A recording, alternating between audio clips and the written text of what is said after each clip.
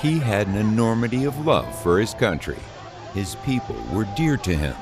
It was his people who were his energizing force, his source of power, as it were. Ironically, his people were his weakness too. Because I love my people and my people love me. And I can die for them and they can die for me. The power of the people inspired him for a lifelong struggle for their rights. The young Koka of Tungipara rose to become a people's leader, Mujib. And from there, he rose to being champion of the common man, Bangabandhu. From Bangabandhu, it was but a step to the heights as the father of the nation, and from there, emerged as an illustrious world leader.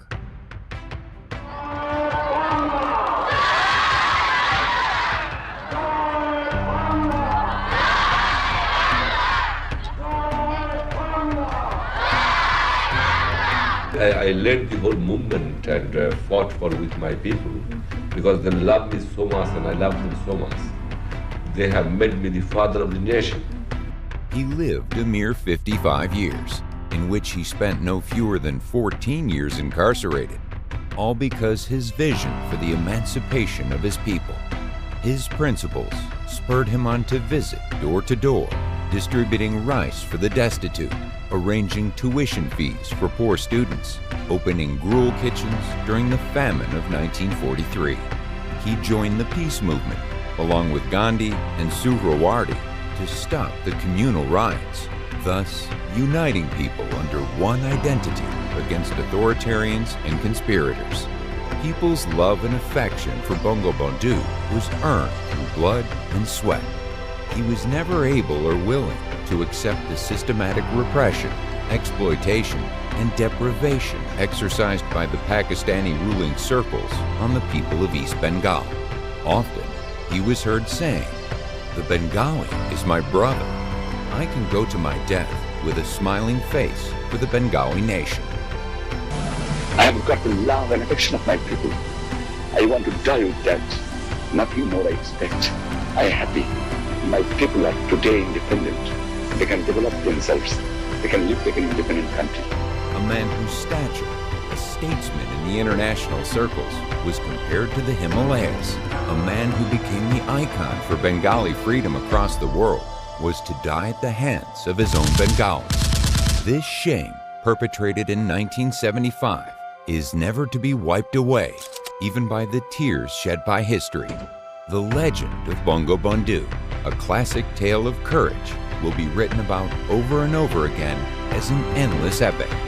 The greatest Bengali of all times, father of the nation, Bangabandhu Sheikh Mujibur Rahman. His martyrdom immortalized in the words of famous poets.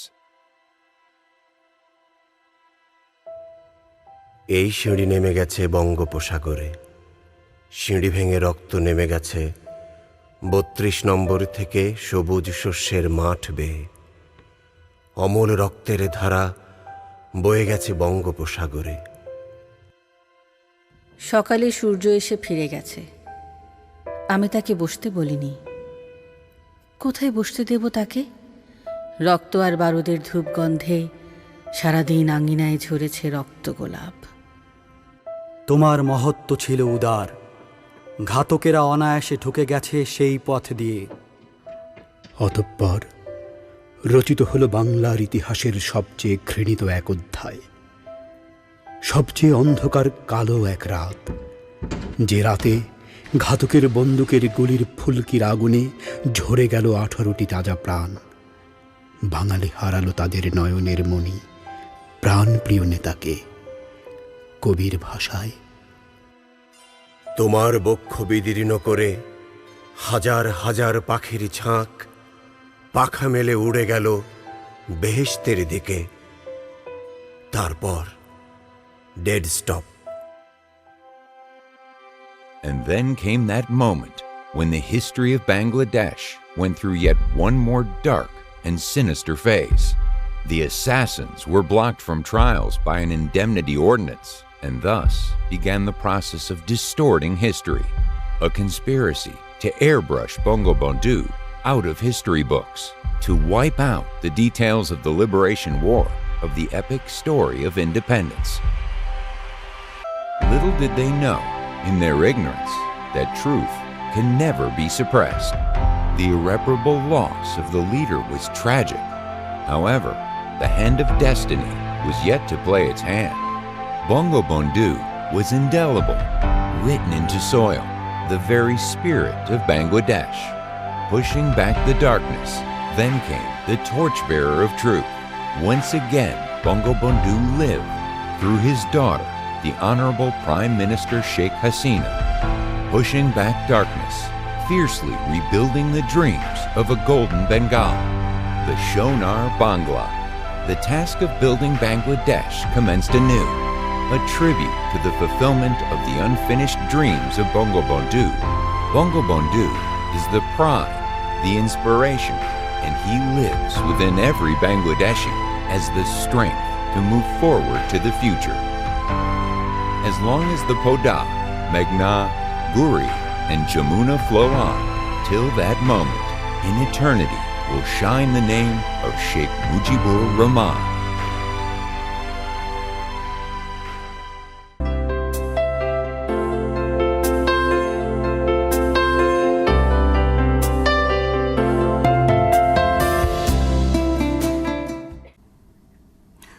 Welcome to this special webinar organized and initiated and organized by the ICT division and produced by the Ekattor television, Ekattor Special.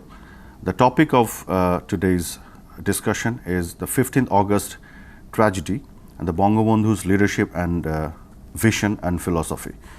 To have a discussion on this topic, today we have two eminent personalities of our country, Professor Rehman Sobhan, and we also have with us Dr. Farashuddin. Welcome both of you, sir, and thank you very much for joining us. We have also with us the Honorable State Minister, the Information and Communication Technology, Ministry of the Information and Communication Technology, Mr. Junaid Ahmed Polok. And thank you, Mr. Polok, to join us. And at the very end of the program, Mr. Polok will be basically delivering the vote of thanks. So, as we were saying, like the killing of Bangabandhu along with his family members, as many analysts, they say that it was not the killing of mere individuals. Actually, it was the attempt to kill the whole dream of the creation of Bangladesh and the way we wanted to see this country moving forward. So we'd like to actually understand for the new generation, for them to understand that how the politics and the political philosophy and the very birth of the country itself was actually linked to this killing. What was the reason why those killers actually wanted to kill him? It was not just an accident. It was not just, a killing of few individuals. And those who killed, it was all well planned and well orchestrated. So we just want to understand more especially for the new generation, especially the generation post-75 generation, then we have another generation post-95, then we have another generation post-2005. So sometimes they may not understand, they may see the killing just as a killing. They saw that was probably the attempt of the regime change, but it was way more than that, the killing of 15th August. So we'd like to hear about that from two of our eminent guests who are present here today. We're very lucky to have them with us. And can I ask Professor Rehman Sobhan, sir, to shed some light on this? How do you see this killing of 15th August? Well, I think you correctly observed in your opening remarks that this should not simply be seen as an act of assassination of a leader and transfer of power from one leader to another. This was a systemic assault, not just on the person of the founding father, but on everything he stood for. So there was, you may say, both a political and an ideological agenda underlying this process. Without in a short webinar of this nature, without going into those details, what I would simply suggest you concentrate on when you're reflecting on this issue. What was changed will give you an idea then of the ideology and political thinking of the people behind the assassination. Number one, of course, they changed the whole emphasis of the secular tradition which was incorporated into the Constitution. They did it in two phases, but they did it through certain sort of semantic exercises in terms of the wordings they put in. But the philosophy behind it was assault on the secular tradition, which was very central to one of the founding principles of the state, and which was very central to the political vision of Bangabandhu. The second change was, of course, on socialism. Here again, there were some semantic changes, but there was a fundamental redirection of policy associated with it. And the basic assault was not so much on the technical notions of what is and is not socialism, but on the basic philosophy of an egalitarian society built on doing away with exploitation and built on generating democratization of opportunities for all segments of the population. If you do a very careful reading of Bangabandhu's diary and you read a careful reading of his prison was, and also on the piece he wrote on China, then the very nature of his philosophy comes out very clearly over there.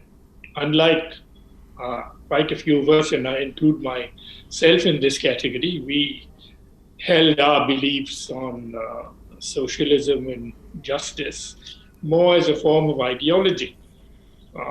As far as Bangabandhu was concerned, his philosophy was founded on his lived experience, on his prolonged encounters with the common people when he was building up the Awami League as a political party of consequence from the very grassroots. He deeply came to appreciate all the conditions, adverse conditions, and the injustices within which they, in fact, actually had to live out their life. So that when he talked about socialism, he did it in a much more focused way, built on real experience for us. And we ourselves, of course, were inspired by that. We did not share his experience. And to come from a great leader who is speaking with a level of sincerity was very central to the way in which we conducted ourselves. What you have to keep in mind, and I will leave you to carry it on from here, was the notion that he was a very rare person amongst great national leaders who actually believed in what he said. And once he, in fact, made these as declaratory statements about what he aspired to do, beginning with his 6-point agenda. So these were all pledges he made in the course of his political mobilization of an unprecedented and historic nature. And in the wake of a bloody liberation struggle in which the main victims had been the common people of Bangladesh, he felt he owed a blood debt to them to, in fact, actually build a society which was a complete departure from the unequal social order of Pakistan. And of course, the third very critical issue for him was then the whole concept of democracy. After all, the whole struggle for Bangladesh emerged out of the frustrated struggle for realizing a democratic society. It was when we came to realize that you could not achieve democracy within the framework of the Pakistan state, that the whole liberation struggle grew out of that process.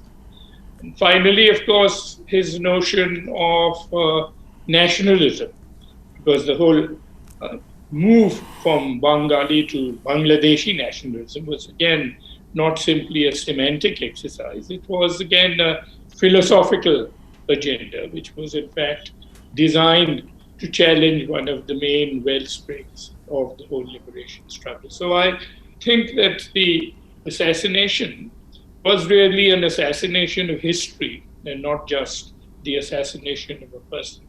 And it took us all of 21 years, 24 years, in fact, if we take it up to 1996, to really begin to correct the processes which were in fact reversed. And of course, as far as I can see, there are still elements of that reversal which are going on today. It isn't that we have in fact really gone back to the vision which he in fact really inspired us with over all these years. But that is a question which can follow with further discussion. Thank you, sir, for explaining those things. And I'll come back to you again. We have Dr. Farashuddin also with us. I would like to ask you, especially as the Professor Rahman Soban said that in his speech, as he mentioned, that we saw a complete departure right after the 15th August in 1975 from what was actually Bangabandhu envisioned, and actually Bangladeshis, Bengalis as a nation envisioned to to achieve through the the 71 war and to establish an independent country. And we started walking exactly the opposite direction right after the 75. So how it is possible to reach out to the new generation and actually explain it to them, for them to understand what it was and why it was, because we know that right after this 15th August 75, for 21 long years, I mean, we saw the distortion, the effort being made to distort the history of the country. We saw that the effort were made to sort of remove the idea of Bangabandhu and Bangabandhu himself from the history of the pages of the Bangladesh. And because of those attempts, we saw that we produced a generation that grew up with a different idea, a distorted idea of the 71 and Bangabandhu as a whole. So how it is possible, sir, Dr. Farashuddin, to reach out to the new generation and tell them the real story, the truth of the real reason behind this the 5th August of 75? It's a great honor to share the same platform with my very respected Professor Rahman Soban sir. I bow my head in profound respect for the father of the nation. Before I address your question, Mr. Arafat, I would like to go back a little bit. I would start by saying that Sheikh Mujibur Rahman was a nationalist first and foremost and last, an uncompromising nationalist wedded to improving the life and standard of living of his people. You call them Bengali, Bangladeshi, doesn't matter. But I would like to make a comparison with him with the other leaders of the region. Let us say Pandit Jawaharlal Nehru or Muhammad Ali Jinnah or Banda Nayak of Sri Lanka. They were leaders representing certain aristocracy, at best upper middle class. But lo and behold, here is Sheikh Mujibur Rahman, who during his very long struggle, troublesome, jail-torn life, unwavering, never compromised on his principles, and always nurturing the dream of liberating the Bengalis, would say that I am a leader, first and foremost, of the Kishanis and Sramajivis. So he espoused the cause primarily of the peasants and working class. So that's a big difference. So he had a dream. What is the dream? We say the dream of Sonar Bangla. And what it is? It is that in the country that he founded, called Bangladesh, 75 million people at that time, 170 million now, there will be no poverty. In fact, the Planning Commission, the first plan, which was crafted by Professor Rahman Suman and others, Professor Nur Islam, Professor Rahman Suman and others, first major sentence says reduction of poverty. This is the predominant objective. And that's the philosophy of Bangabandhu Sheikh Mujibur Rahman, that nobody will go hungry, nobody will be shelterless, nobody will be illiterate, nobody will go without health services and education services. So that's Sheikh Mujibur Rahman. That's very different from any other. Now, of course, this kind of a struggle and success and establishment of the country was not liked by many people. 1971 belonged to the common people, not to their aristocracy. So the students and peasants, middle class and lower middle class, and the poor people became the owner of the country. So this had threatened a lot of people. I would also like to mention that rather than becoming a Middle East-oriented part of Islamic Republic of Pakistan, he wanted to be part of a secular, democratic, progressive South Asia. And he had many thoughts about South Asia. So, I mean, that had threatened the defeated forces of Pakistan and their lackeys in Bangladesh. So I think that's the reason why they made long planning. When he came back 25 days after the seat of government was established in Dhaka, after the surrender of 16 November. What did he find? He found empty everywhere. Nothing is available.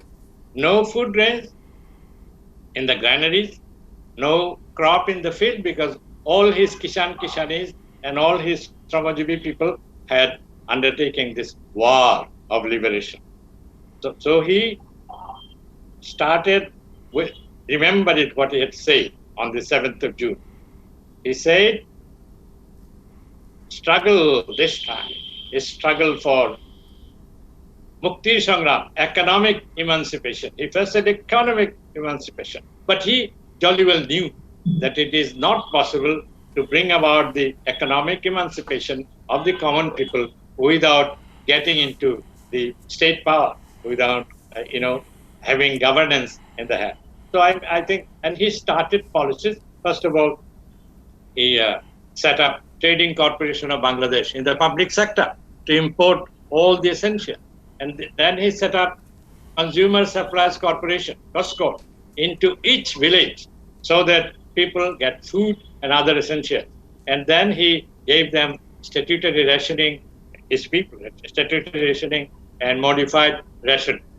And then he revived the agriculture, all kinds of concessions, including writing of the certificate cases and making inputs absolutely almost like free. Mind you, at that time, the world economic scenario was one of very gloomy picture, very bad, very disturbing. Shortage of food grains, skyway inflation, the oil price became $12 per barrel from $4. The wheat price was 2.5 times. So on all these difficulties, he got the economy started, set up the central bank. The Bangladesh started with an $18 deposit in the coffer.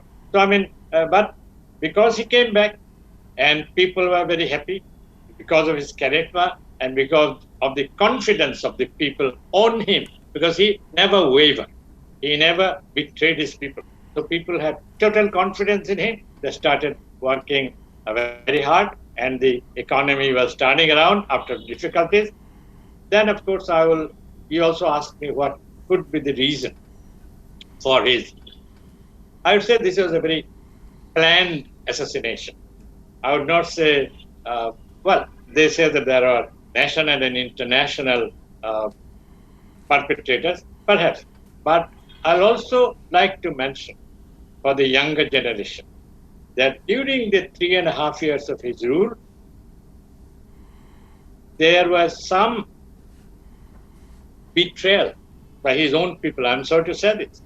You see, the people, many of his party members, many of the business people, many of the bureaucrats, they did not have the same zeal or patriotism as they had in when the country was born. We'll come back to hear from you again, sir.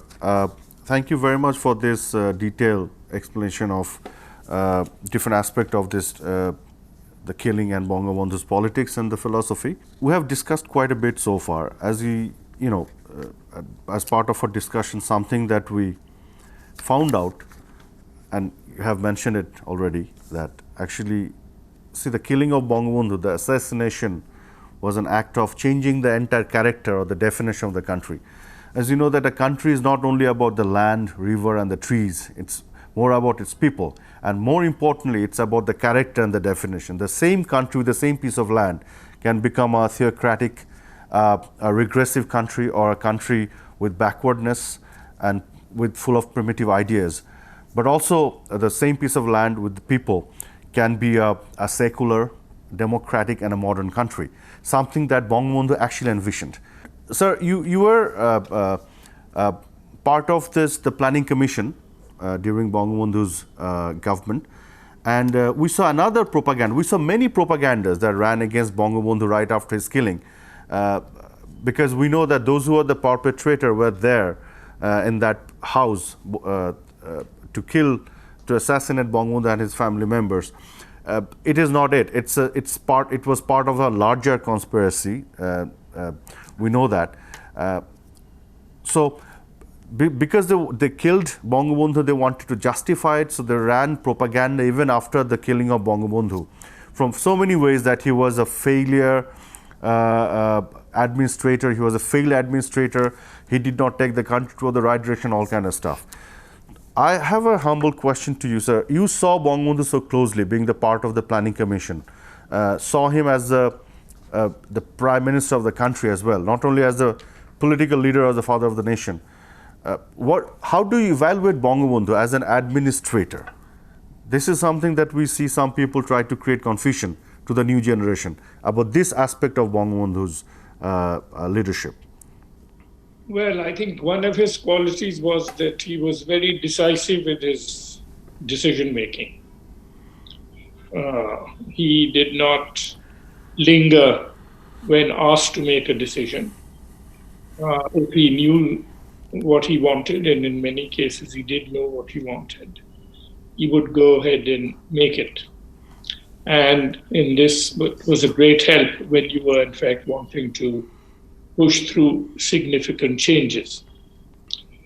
The practical problem which was faced was that decisions made at the level of Bangabandhu had to be implemented at the level of the ministries and at the level of the secretariat, and from there at the level of the operational agencies.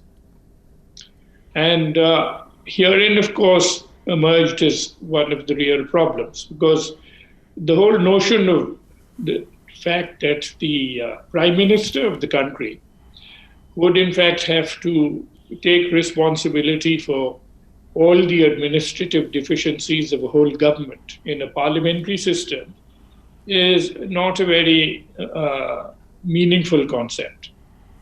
He is basically there making policies and taking decisions. The responsibilities are devolved then on the people who are his colleagues, who he has put in positions of responsibility to, in fact, implement what needed to be done. I think the weaknesses arose in the implementation process. And the weaknesses arose in many cases where the people who had ministerial responsibility were then increasingly putting too many issues on the table of Bangabandhu. I think Farashuddin, who was in his secretariat, would be very familiar with the way this process evolved, where more and more issues were coming to him because ministers were neither willing to take the decisions or accept responsibilities. And they then passed all these on to him. So that in these circumstances, the exercise of comprehensive 2020 vision over everything that is going on simply became an untenable proposition for Bangabandhu.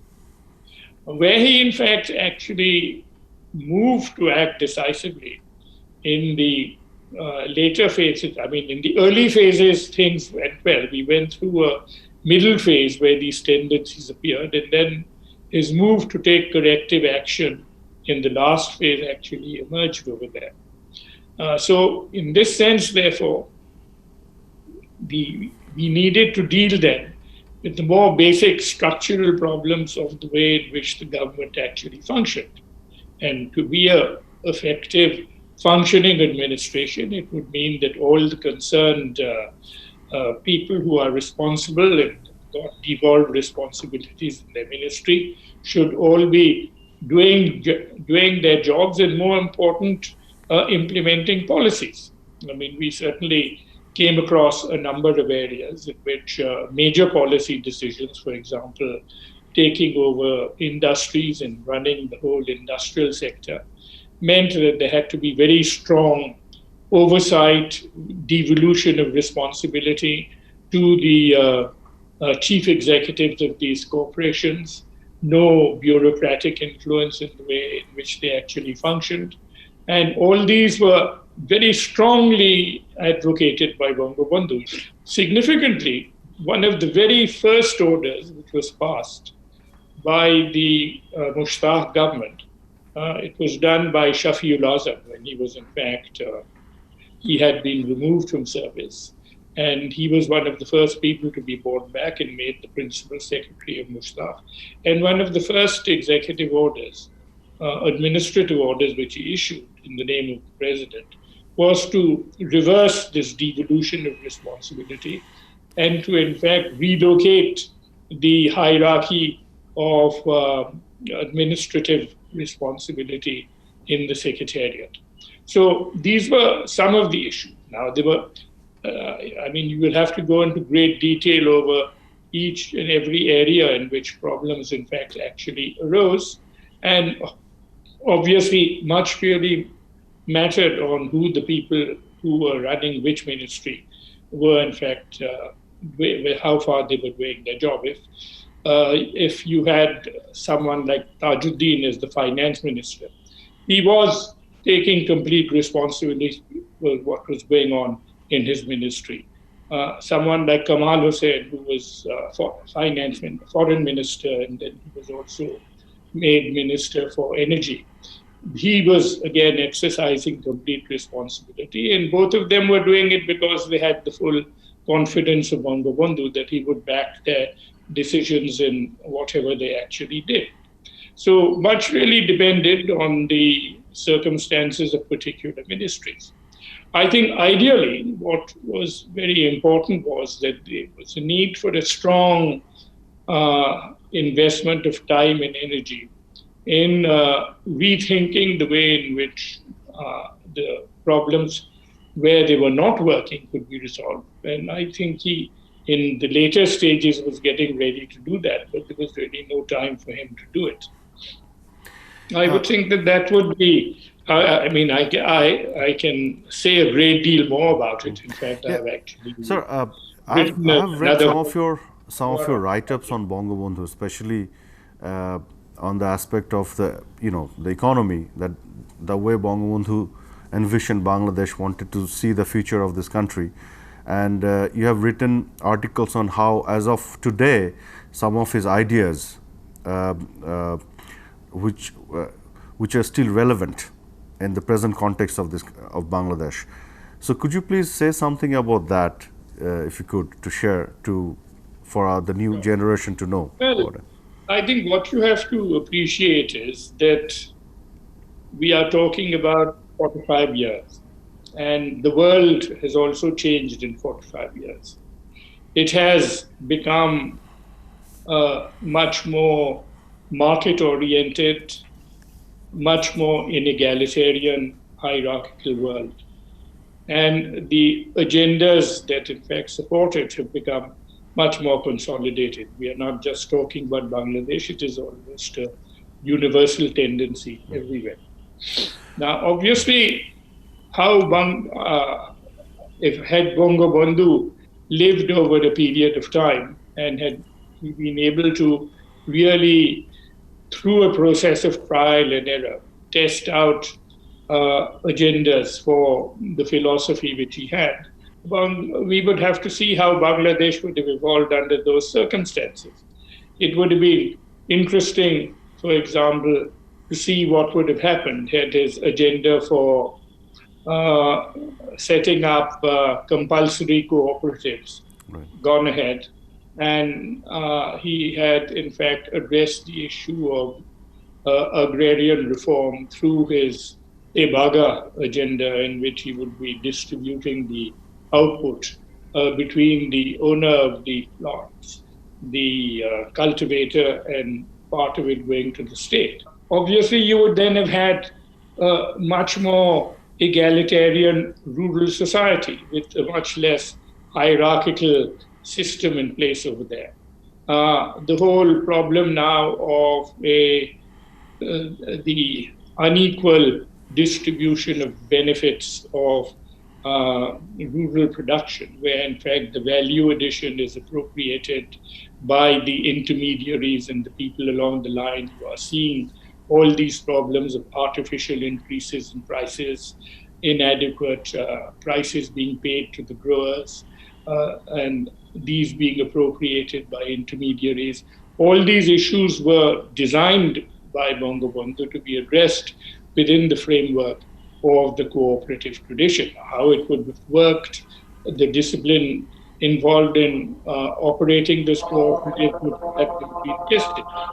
Correspondingly, it was very imperative that you have a working state sector, because the majority of the large-scale industries were there. So one of the central features of the way in which we wanted to approach it was to emphasize both application of market principles and commercial responsibility, as well as bringing professionalism into the management of state enterprises, and to in fact give them the freedom to act competitively. All these again had the full support of Bangabandhu, but of course now all state agencies have basically moved in a completely different direction. They have become market-oriented, but not market-oriented in the interests of the state, but market-oriented in the interests of their own personal welfare. And that essentially has meant that virtually all public agencies have now become inspired by the privatized agendas, not just of the private players, but even the people who are in fact working in these agencies. So this again was a process which evolved over time in the society, which was put in place over the course of the next 24 years. So the question is, what you can aspire to do is that you can look for the nature of the just egalitarian society. Absolutely. That in fact inspired Bangabandhu, and you have to then see, if you want to recreate his values and his philosophy in the 21st century, then what are the ways in which you want to do it? You would obviously not want to do it as you set about doing it in 1972 to 75. But the vision and the underlying values, in fact, have to really then guide you. If the values are not there to guide you, then of course you end up going in a different direction. Absolutely. By killing Bangabandhu, it's not only the whole idea of Bangladesh, the spirit of 71 that was killed, but also the economic emancipation, the enhancement of the society and the overall advancement were also stopped, completely stopped. And Bangladesh literally plunged into the dire darkness, I would say, from the economic point of view as well. So what do you think, sir? How do you think that we can reach out to this? Again, I want to emphasize to the present, the new generation, for them to understand that how much you have lost in our own personal life by losing Bangabandhu. What the kind of country we could have had he lived and had he, ruled the country. And I mean, not only Bangladesh, a secular, modern, a democratic Bangladesh, but also economically developed Bangladesh. How it is possible to reach out to the new generation to communicate this message, what they have actually lost by losing Bangladesh. So, very briefly, but toward the very end of our webinar, if you could address this matter, sir, Dr. Farashuddin. Thank you very much. First of all, I would like to controvert those who think that Bangabandhu was a poor administrator. Certainly not. Look at this. A country is born, there is nothing. Only hopes and aspirations and the charisma of the father of the nation. So and there is tension within the party apparatus and the government as to whether we will espouse socialism, how much we shall do it, whether there is a role for private sector, whether we should allow World Bank and other, assistance givers, development partners. So he solved all this. I mean, he said, in terms of foreign policy, friendship to all, malice to none. In terms of the economic management, let us remember that the owners of all mills and factories and banks and insurance companies, they are all West Pakistanis. They fled. So there were no owners. So partly because of philosophy, I don't think it's all because of political philosophy of socialism, also for practical reasons. Everything had to be nationalized. So he put up 10 sector corporations, put the best possible people at the leadership. But in terms of the factories, I don't think there were much experienced people. So, well, they were put. But let us say the banking system. Let's take the education system. He thought Bangladesh should have modern, scientific, and value-oriented education. So he picked up Dr. Qudrati Khuda, one of the best sons of the soil, to give us a report. And we are yet to implement his report. To your question at the last part, if we start implementing Qudrati Khuda report now, seriously, we'll solve many of our problems. If you look at Bangabandhu's administration at the beginning, he had great reliance on educated people, on professors. Most of the, including, Education Secretary, Public Service Commission, UGC, Planning Commission, everywhere, he put best of the sons of the soil who were either professors or professionals of the West type. So, I mean, he did the right thing. I think so. Now, we would do well to remember, I'm trying to be very brief, remember the conditions created within the country by the perpetrators of this long drawn out. What did they do? A political party was established which actually did not consider anything. I mean, it's adventurous political party.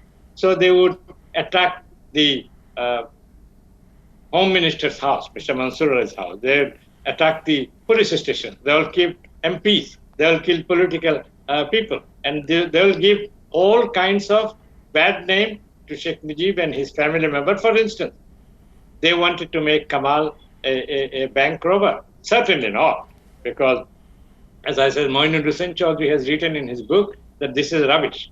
We have written this is rubbish. And the police officer who was there, he told me that it was our mistake. Let us say people try to put a blame on Sheikh Jamal, who went to send her.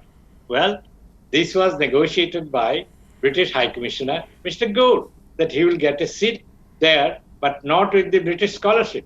So it was funded by the family fund of Sheikh Nasir. Many other, they tried to put a bad name, create a condition in the country that there is lawlessness and all this, so that they could, and they, of course, put some retired and some active army officers in collusion with some civilians and some political. This is very interesting, I tell you. In the case, Bangabandhu murder case, Shahadat case, it's all army officers. No politicians, but we know for sure that there are at least 4 state minister level people who had grievances against Bangabandhu and who piloted Mostak. Like one of them brought one of the senior persons to Khandukar Mostak, Mr. Mansoor Ali. He was brought there and he, of course, flatly refused. So, I mean, nothing is stated about them. I mean, these people who lost their way and who became distorted in their ideology and abandoned the father of the nation. So they created condition and got the incident, or the most heinous incident happened, but unfortunately they did it in such a, I must say there were some very adroit master planners. Absolutely. The killing takes place on a Friday and the country seems to be paradise. And when the Awami League leaders take oath under Khandukar, and the very fact of putting him in charge, people were confused. They thought whether it is a infighting amongst Awami League, one group going out and another. So this kind of confusion. But I would say that the last thing they had propaganda against is the Bangladesh Krishak Shramik Awami League. But Bangabandhu, for Bangabandhu, it was the last act to recover whatever he wanted Bangladesh to be going in the way. At this point, I would like to have the Honorable State Minister, the Ministry of Information and Communication Technology, Mr. Zunaid Ahmed Polo, to appear on the screen and to deliver his vote of thanks. Mr. Polo. Thank you very much, Mr. Muhammad Arafat, moderator of today's program and chairperson of Shuchinta Foundation. We have with us today respected Dr. Farashuddin sir, who was the private secretary of Bangabandhu Sheikh Mujibur Rahman, and also Dr. Rehman Soman sir, who was the member of Planning Commission right after the Liberation War. And dear viewers and listeners, at the outset, I would like to pay tribute to the greatest Bengali of all times and father of our nation, Bangabandhu Sheikh Mujibur Rahman, who was brutally killed by the enemies of independence along with most of his family members on the fateful night of 15th of August 1975. He was a strong voice not only of Bangladesh, but of the deprived and oppressed freedom-loving people all over the world. This webinar is being organized in English to allow the listeners from across the world to benefit from this discussion. On the dark night of August 15th, 1975, the perpetrators killed most of Bangabandhu's family members, including 10-year-old Sheikh Russell. The whole world was horrified at this brutal incident. It remained a mystery of them that why a popular leader would be killed, a leader who became the idol of freedom seekers of the world, a leader whose main aim was political, social, and economic freedom of the people. Cuban leader Fidel Castro in 1973 said, quote, "I have not seen the Himalayas, but I have seen Sheikh Mujibur Rahman. In personality and in courage, he is the Himalayas," unquote. When renowned journalist of BBC David Frost interviewed Bangabandhu in 1972, he asked him what is his greatest strength. Bangabandhu Sheikh Mujib replied, "I love my people." Mr. Frost asked him about his greatest weakness. Bangabandhu Sheikh Mujibur Rahman replied, quote, "I love them too much," unquote. Dear viewers and listeners, the question is, why the man, the leader who sacrificed his life with all dedication for the cause of his people had to die at the hands of his own people, whom he loved too much? The answers are not very difficult to understand. It was a deep-rooted conspiracy hatched by Pakistan and the enemies of our independence. from the very beginning, Bangabandhu was aware about the conspiracy of Pakistan. In his book, The Unfinished Memoirs, Bangabandhu said, quote, "As soon as Pakistan was created, political conspiracy became rife," unquote. In 1948, after 6 months of the creation of Pakistan, they tried to make Urdu the state language. With this, the plot of demolishing Bangla language and culture unveiled before everyone. On 11th of March 1948, Bangabandhu was arrested for leading the language movement. After release from jail, he intensified the movement against the Pakistani dictators. Dear viewers and listeners, Bangabandhu transformed the 23 years movement as the movement of freedom. He spent 14 long years in jail. They tried to hang him in Agartala conspiracy case fabricated in 1969. Dear viewers and listeners, the domestic and international enemies could not accept the defeat in 1971. They continued to hatch one conspiracy after another to harm the newly independent Bangladesh. The conspirators have killed Bangabandhu, but they could not erase his name.